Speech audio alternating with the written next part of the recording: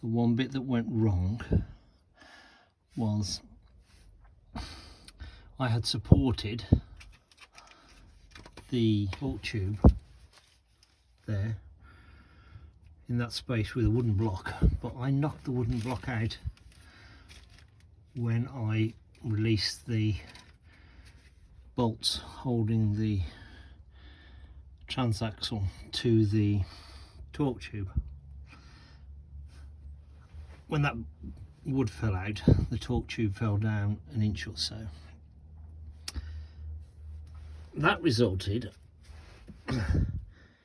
in this splined drive shaft, which is comes out of the torque tube and then almost meets the shaft coming out of the transaxle. Those two shafts are joined with this grey sleeve between the drive shaft from the torque tube and the drive shaft and the spline shaft from the transaxle. Both of those spline shafts, the transaxle one and from the torque tube, have a slot in them. That bolt, you can see there, has to pass through the bolt hole in the sleeve, pass through the slot that's around the edge of the splined shaft, and has to do exactly the same that side.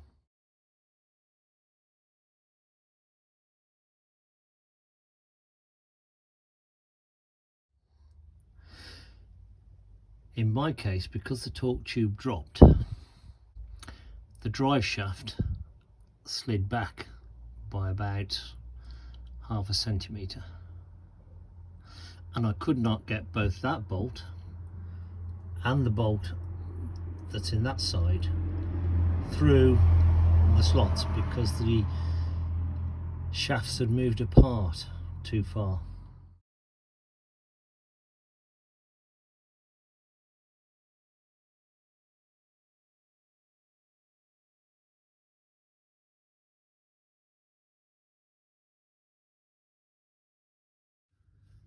I discovered what you have to do was to put the bolt in that piece there, which attaches to the splined drive shaft from the transaxle. You can't get the bolt in there where it is now, but you can't do that. So that side, this side is loose and will move, and then I had to insert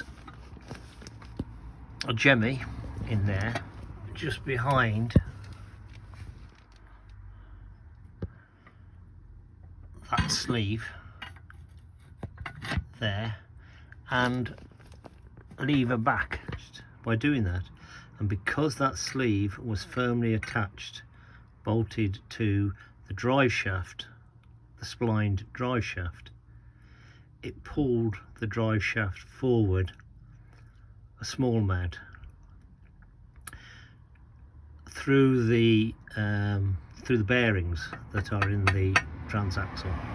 The drive shaft runs in those bearings. It pulled it through the bearings a small amount, and that allowed me to get the second bolt,